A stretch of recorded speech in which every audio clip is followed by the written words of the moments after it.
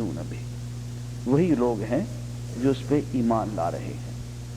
یہاں پہ عزیزان گرامی ایک بات کھول کے بیان کر دوں، قرآن مجید اس بات کی صاف صاف نفی کر رہا ہے کہ وہ لوگ جو قرآن مجید کے ساتھ تدبر اور تذکر سے کام نہیں لیتے، قرآن مجید کو سوچ سمجھ کے نہیں پڑھتے، اللہ کے پیغام کو باقاعدہ طور پہ وصول نہیں کرتے، جس طرح سے کہ آپ کسی محبوب کے خط کو، کسی آقا کے پیغام کو وصول کرتے ہیں، تو وہ ایمان لانے کا حق بھی ادا نہیں کرتے۔ میں ایک بات اکثر دوستوں سے پوچھا کرتا ہوں، اور وہ یہ ہے کہ بھائی یہ بتاؤ، کیا ایمان لانے کے لیے پورے قرآن مجید پہ ایمان لانا ہوگا یا ایک آدھ سورت پہ ایمان لانا کافی ہے؟ وہ کہتے ہیں نہیں، پورے ایمان پہ لو، پورے کتاب پہ لو، کوئی حصہ رہ گیا تو پھر تو ایمان پورا نہیں ہوگا۔ میرا دوسرا سوال یہ ہوتا ہے کہ اچھا بھائی، پورے کتاب پہ ایمان لانے کے لیے پوری کتاب کو سمجھنا بھی ضروری ہے، اس لیے کہ جب سمجھیں گے ہی نہیں تو ایمان کس چیز پہ لائیں گے؟ ایمان کس چیز کو کہتے ہیں؟ بھائی ایمان اس بات کو کہتے ہیں کہ آپ کسی چیز کو جانیں، اچھی طرح سے سمجھیں، اتنا اچھی طرح سے سمجھیں کہ وہ دل میں اتر جائے، بیٹھ جائے، اس کو یقین کہتے ہیں، اس کو ایمان کہتے ہیں۔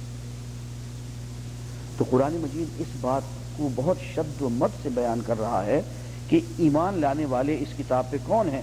الذین آتیناہم الکتاب، وہ لوگ جنہیں ہم نے کتاب دی، یتلونہ حق تلاوتہ، وہ اس کو یوں تلاوت کرتے ہیں کہ وہ تلاوت کرنے کا حق ادا کرتے ہیں۔ اور دوستو تلاوت کا لفظی معنی پیروی کرنا ہے، تلا یتلو، فالو کرنا، سمجھ کے پڑھنا، اس کو اختیار کرنا۔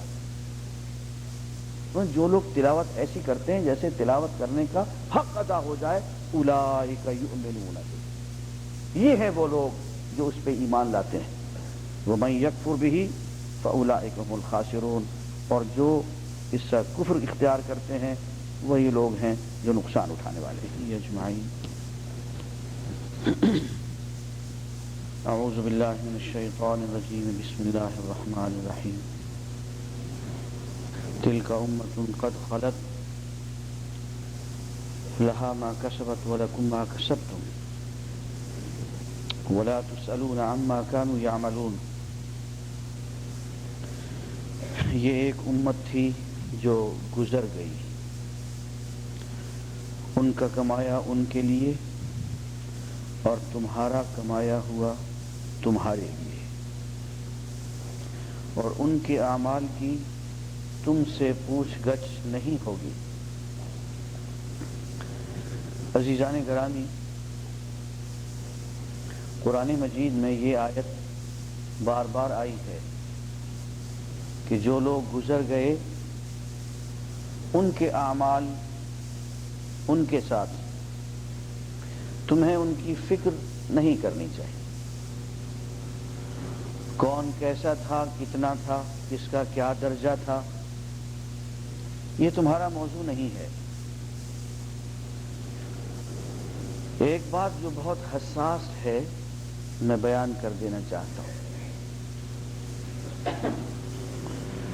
امت میں افتراق، انتشار اور اختلاف کا ایک بہت بڑا سبب ہماری تاریخ ہے، اور تاریخ کی غلط بیانیاں ہیں۔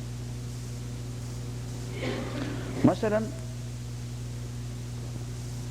یہ شیعہ اور سنی اختلاف جو ہے، اس کی بنیاد قرآن و سنت نہیں ہے، اس کی بنیاد چند تاریخی واقعات ہیں جو غلط بیان کیے گئے۔ ایک بات میں تمام دوستوں سے کہا کرتا ہوں، آج بھی کہہ رہا ہوں، اس کو ذرا غور سے سن لیں۔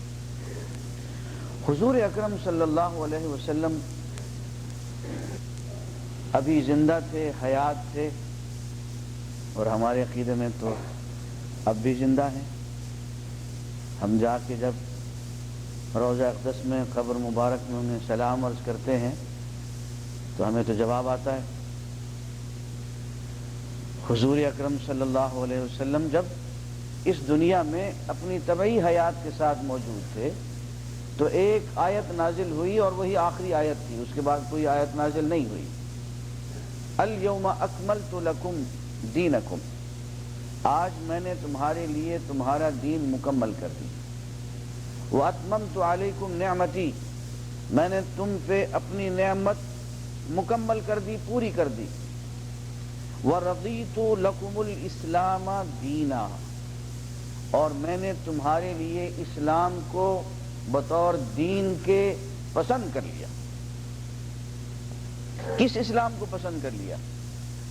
وہ اسلام جو اس وقت موجود تھا، حضور اکرم صلی اللہ علیہ وسلم کی زندگی کے دوران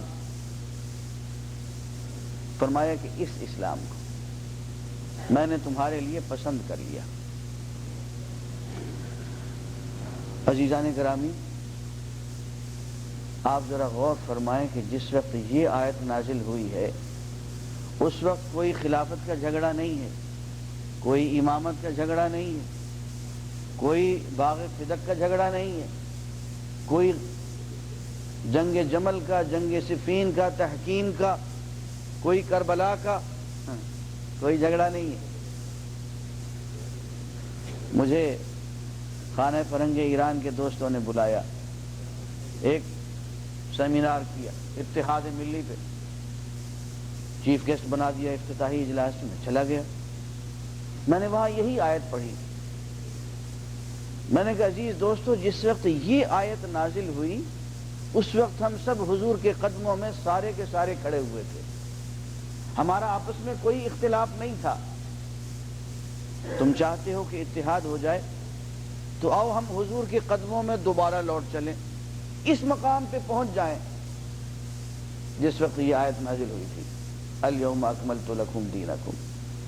اس کے بعد کہ تم کہو کہ جی واقعات بڑے خطرناک ہیں، یار ہوا کریں گے، اس کے بعد یہ زیادتی ہوگی، فلاں نے یہ زیادتی کر دی، فلاں نے یہ ظلم کر دیے، فلاں نے یہ، یار ہوا ہوگا۔ تھوڑی دیر کے لیے اگر ہم انکار کر دیں تاریخ کے ان واقعات کا، میں کہہ دوں کہ جنگ جمل نہیں ہوئی، جنگ صفین نہیں ہوئی، میں کہہ دوں کہ یزید نام کا کوئی شخص پیدا ہی نہیں ہوا، تو مجھے کافر قرار دو گے؟ کیا کہو گے؟ میں تو کہتا ہوں کہ اس آیت کے نازل ہونے کے بعد کے سارے واقعات کی طرف میں دھیان ہی نہیں دیتا، میں تو لوٹ کے حضور کے قدموں پہ پہنچ گیا ہوں جس وقت یہ آیت نازل ہوئی، الیوم اکملت لکم دینکم۔ میں ان سارے جھگڑوں سے انکار کرتا ہوں، میں ان کی اہمیت کو رد کرتا ہوں، میں تاریخ کی ان ساری ہرزہ سرائیوں سے غض بصر کرتا ہوں۔ دوستو، اگر میں ان سب واقعات سے انکار کر دوں اور لوٹ کے اس مقام پہ آ جاؤں، اس اسلام کی طرف چلا جاؤں جس کو اللہ نے پسند کیا، فرمایا رضیت لکم الاسلام دینا، میں نے اسلام کو تمہارے لیے پسند کر لیا، یہ اسلام جس پہ اب تم اس وقت عمل کر رہے ہو، محمد الرسول اللہ صلی اللہ علیہ وسلم کی سرپرستی میں، آپ کے قدموں میں، اگر میں اس اسلام کی طرف لوٹ جاؤں اور بعد کے سارے واقعات کے بارے میں گفتگو کرنے سے انکار کر دوں اور کہوں کہ نہیں بولتا ان واقعات کے بارے میں، نہ پڑھتا ہوں، نہ سنتا ہوں، نہ بولتا ہوں،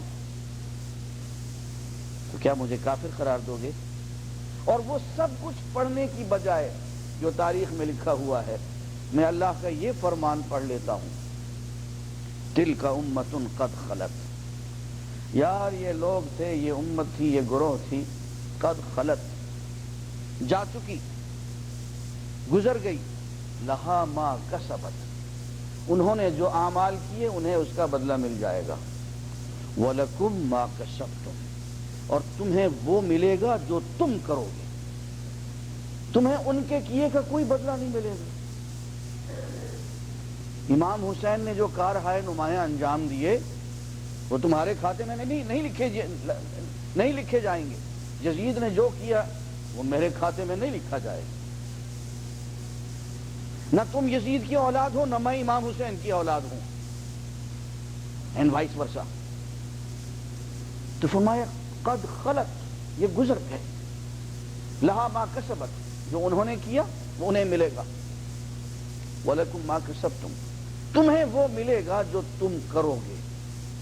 اس لیے بجائے اس کے کہ تم باغ فدق کی بات کرو، تم کربلا کی بات کرو، بجائے اس کے کہ تم خلافت اور امامت کے جھگڑے اٹھاؤ اور قوم کو اختلاف اور انتشار اور تفرقہ میں مبتلا کرو، یہ اپنی نجات کی فکر کرو، کہیں ان اختلافات کو اٹھانے کی وجہ سے تمہارا منہ کالا نہ ہو رہا ہو، اس لیے ان باتوں کو ختم کرو۔ ایک جملہ قرآن نے کہہ دیا، تلک امۃ قد خلت لہا ما کسبت ولکم ما کسبتم، ایک امت تھی گزر گئی، وہ اپنا حساب اللہ کو دیں گے، اچھا کیا تو، برا کیا تو، اپنی فکر کرو، لکم ما کسبتم، تمہیں وہ ملے گا جو تم کرو گے۔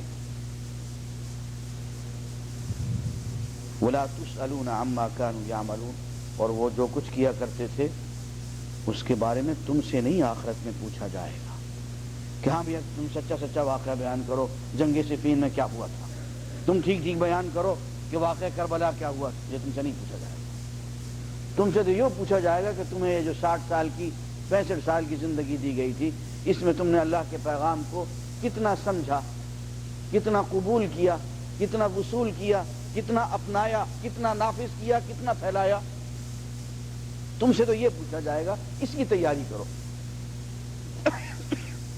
اور آگے چل کے فرمایا وَقَالُوا كُونُوا هُودًا أَوْ نَصَارَىٰ تَهْتَدُوا، اہل کتاب کہتے ہیں کہ یہودی ہو جاؤ یا نصارہ ہو جاؤ، ہدایت پا جاؤ گے۔ قل، اے نبی صلی اللہ علیہ وسلم ان سے ارشاد فرما دیں، بل ملت ابراہیم حنیفہ، اصل دین جو ہے وہ ملت ابراہیم ہے اور اس میں یکسو ہو جانے کا نام ہے۔ وما کان من المشرکین، ابراہیم مشرکین میں سے نہیں تھا۔ قولو، تم سب لوگ مل کے یوں کہا کرو، آمنا باللہ، ہم اللہ پہ ایمان لائے، وما انزل الینا، اور جو ہماری طرف نازل کیا گیا ہم اس پہ ایمان لائے، وما انزل الی ابراہیم و اسماعیل و اسحاق و یعقوب، جو ابراہیم، اسماعیل، اسحاق، یعقوب والاسباط اور ان کی اولاد پہ، وما اوتی موسیٰ و عیسیٰ، جو موسیٰ علیہ السلام پہ، عیسیٰ پہ علیہ السلام، ان سب پہ جو کچھ نازل ہوا ہم سب پہ ایمان لاتے ہیں۔ وما اوتی النبیون من ربہم، اور پروردگار کی طرف سے جتنے بھی انبیاء آئے ان کو جتنی بھی تعلیمات دی گئیں ہم سب پہ ایمان رکھتے ہیں۔ لا نفرق بین احد منہم، ہم ان میں سے کسی میں تفریق نہیں کرتے، ہم سب کی تعلیمات کو برابر جانتے ہیں، سب کی ایک ہی تعلیمات، بھیجنے والا تو وہی ایک ہی ہے، سب کی وہی تعلیمات۔ وَنَحْنُ لَهُ مُسْلِمُونَ، اور ہم اللہ کے حضور سر تسلیم خم کرتے ہیں۔ عزیزان گرامی، اس سے ایک بات یہ معلوم ہوئی کہ حضرت ابراہیم ہوں یا حضرت اسماعیل ہوں یا یعقوب ہوں یا ان کی اولاد ہوں یا موسیٰ ہوں یا عیسیٰ ہوں علیہم السلام، سب کے پاس ایک ہی پیغام آیا، سب کا ایک ہی دین تھا، اور وہ عالمگیر سچائی، وہ آفاقی صدق جسے اسلام کا نام دیا گیا، سب ایک ہی بات کہتے چلے آئے ہیں، اور یہ اس بات کی سچائی کا ثبوت بھی ہے۔ دیکھیں نا کہ ایک نبی 1000 سال پہلے آتا ہے، 1000 سال بعد آتا ہے، ایک 1000 میل ادھر، ایک 1000 میل ادھر، اور سینکڑوں نہیں، ہزاروں نہیں، لاکھ سے زیادہ نبی، اور سب کے سب ایک بات کہتے چلے آ رہے ہیں۔ یہ کیا اس دین کی سچائی کا ثبوت نہیں ہے؟ ایک ہی بات، ایک ہی وہی وحدانیت کی بات، وجود باری تعالیٰ کی بات، رسالت کی، آخرت کی، ملائکہ پر ایمان کی، ایک ہی دعوت، ایک ہی عقیدہ، اور حق و باطل کا ایک ہی معیار۔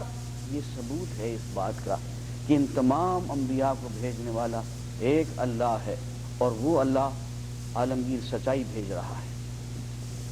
اس کے بعد عزیزان گرامی ہم متوجہ ہوتے ہیں اس آیت کی طرف، سورہ بقرہ کی آیت نمبر 159، ان الذین یکتمون ما انزلنا من البینات والہدی من بعد ما بیناہ للناس فی الکتاب اولئک یلعنہم اللہ ویلعنہم